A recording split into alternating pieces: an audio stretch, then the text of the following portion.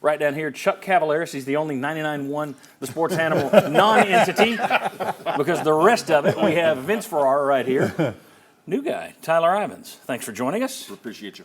And I think you two know each other. You guys on in the afternoons together. Will West right there. Yeah, never heard of her. I don't know. Yeah. Contractually obligated, we have to sit next to each other. That's it. Very good. Very good. All right. Well, on our show, that'll change because we move everybody. All right. It's musical chairs here. All right.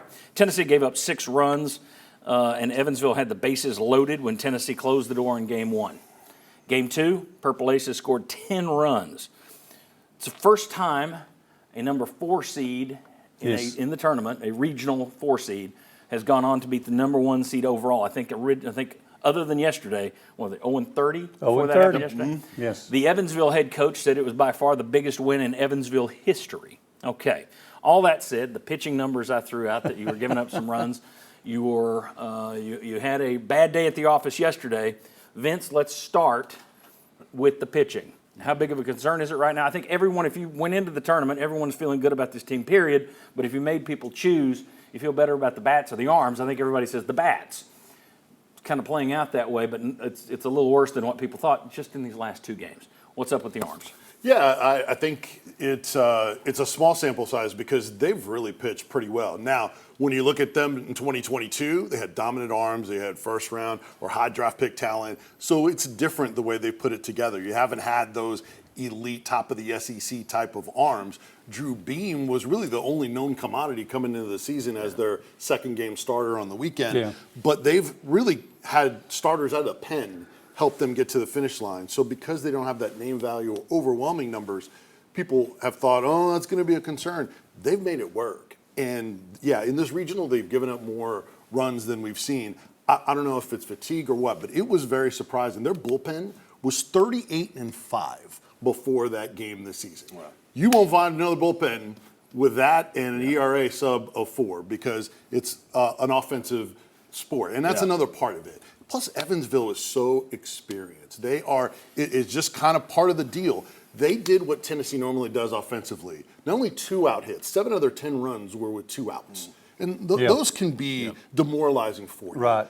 Well, 4 of their 6 hits that they had with 2 outs also came with 2 strikes, including the 5th inning where they had 2 strikeouts. They could have gotten the inning out of the inning twice. So that it was just a circumstance between the two of Evansville and Tennessee. Big picture, you expect them to be better. I do think they will be better. I think Tennessee has a little more depth and arms they can go to. But it was very surprising, especially the way that game started, that the bullpen wasn't better. The interesting thing for me, guys, is the fact that you've got – look, your fan base has ballooned since you've gotten good. It's what happens in any sport. If Tennessee got good in rowing, everybody's suddenly following rowing. That doesn't necessarily mean they followed it in the past, so they don't know, oh, this team's good. I think there are people out there who expect, well, you're not supposed to lose a baseball game.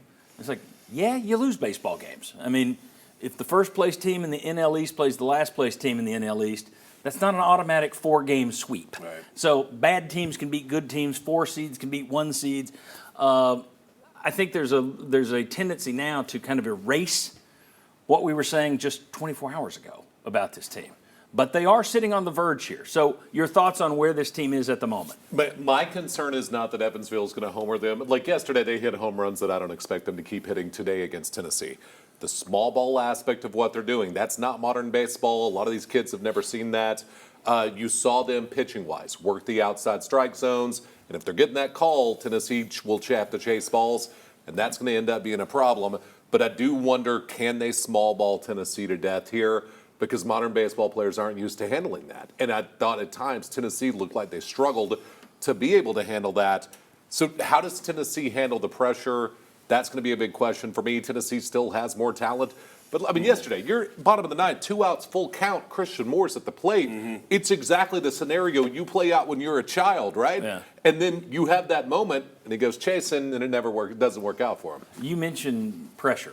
Well, the pressure's all on Tennessee, right? Oh, yeah. Because Evansville's playing with house money. Absolutely. As I'm speaking to the gambler. How much are you concerned that this Tennessee team, I mean, granted, you got new guys there. It's not the same team that lost to Notre Dame 2 years ago, but there is that knowledge that it's out there. how big of a concern is it for you that, okay, if this is a 3-3 game in the 6th inning, they start to remember, oh boy, here we go. I just think this is a different team, and Tony V has brought that up so many different times about, look, yeah, there's still some players on this team, and Vince, we've talked about this before off the air. Yeah, sure, there's still some rostered players from 2022, but maturity, leadership, it's completely changed since 2024. Now, what kind of goes back to your original question is how many people, if they don't watch Tennessee baseball or they're now starting to get into it because of postseason play, it doesn't help when people are on the radio saying that Evansville's going to be a pushover and that this should be one of those situations, the 16 seed, 4 seed coming out of East Carolina. I see what you're doing there. I'm not back talking. No. You're preventing us from being able to haze you. Oh, no. What's happening here is this. He fell on his own grenade there because he knew we were going to blow him up. The concern level is simply this. I think that yesterday they had to do everything. Evansville had to do everything they could to get to today. They shoved all in, every arm, even used their Sunday starter in relief of Saturday to get here. Tennessee's the number 1 overall seed with the 2nd best offense in baseball. I get the Notre Dame tie, and maybe we can get into the Link Jarrett side of things because he happens to be coaching Florida State, who Tennessee would play in Omaha. We'll get to that. Point is, I think now Tennessee's too good of a team. I think that right now, I think a lot of these Tennessee players, even if 2022 is in the back of their head, they know they're a better team than John, Evansville, and I I think we'll see today. a lot of that doubt creeps in if you fall behind. I mean, in Tennessee, Vince, I've looked at it. You look at 9 innings, 18 innings, you've got the leadoff runner on base 3 times, I think. And that's tough when when your defense can't get off the field and you can't get the first guy on base. That's tough. Tennessee won 9 SC series, right? Yeah. That's what I go back to. This team's won a lot of ball games, and I fully expect them to win today. Well, we'll hold off on the predictions. All right. It's later. Couple things real quick. Will brought up the small ball. What Evansville did in spoiling those 2-strike pitches, especially a couple with 2 outs, is they just put balls in play.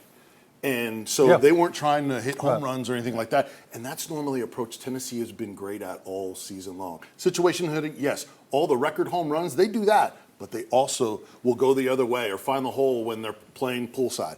So Tennessee just was off in doing that offensively. And then here's another thing, what Chuck was talking about. In game 3s, all right, and we'll get to predictions, Tennessee has been really good in those situations. Bingo. We'll get to the specifics of that later. A little concern about Nate Snead's dipping velocity. Right. Just a touch. I mean, the Wichita State transfer has been so reliable all year. Yeah. When you see him 93, 94, you're waiting for the juice of the adrenaline to kick in, and it's not there. If the there. home plate ump doesn't give them the outside corner like yesterday's did, none of this matters, right? That's another thing is there were some pitches that were awfully questionable, and there was a very generous strike zone in the outside corner that I don't know that today's home plate umpire is going to give Evansville. Well, it was inconsistent left to right. So the refs, so you don't know what you're so getting. the officials stole it. No, it's still, but it's just a matter of that's baseball, right? That's small Chuck's ball line. baseball. You have to adjust. Small ball baseball is sometimes the strike But zone's it going does to seem matter. like you had a lot of left-handed swings and misses yesterday when I was watching the game. Tony To that Vitello after point. the game talked about the fact that it would be a positive. This team would take it as a positive. The comeback they made, they're late. Yeah. He's talked about that before. It wasn't just making That was the question. The question was going to be: is that just what coaches say, or do you buy it? That comeback, even though we fell short, that comeback's going to mean the world. Well, what I better turned into Bill Clinton. It's going to mean the world. what better example to talk about this than Tennessee? Tennessee hasn't lost back-to-back games since March. Right. That Alabama series. A lot of confidence in this room. Well, and a don't lot forget, of confidence in this room. how did this Evansville team get one game here? season today? In the region championship game, they're behind 5-2. After 6 innings or so, and they score 4 runs to win 6-5. They also beat Wake Forest. I mean, this is a good senior ball club, and they can hit the ball, and you're going to have to play well to beat them. Yeah, okay. Very good. We'll do a little. I have a feeling where the predictions are going to go, but we'll do predictions later and talk about why we're making them in such a way. When we come back, though, the Vols are still the favorite overall, still the number 1 seed. If they can win in Omaha, where would a national title rank? We'll show you all Tennessee's past national titles in every sport, in case you're wondering how many they've won, where they've won them, when the last one was. Where would a national championship in baseball rank? We got a lot more. We're going to talk about the positives next. We got one of the negatives. Come on back on the Sports Source.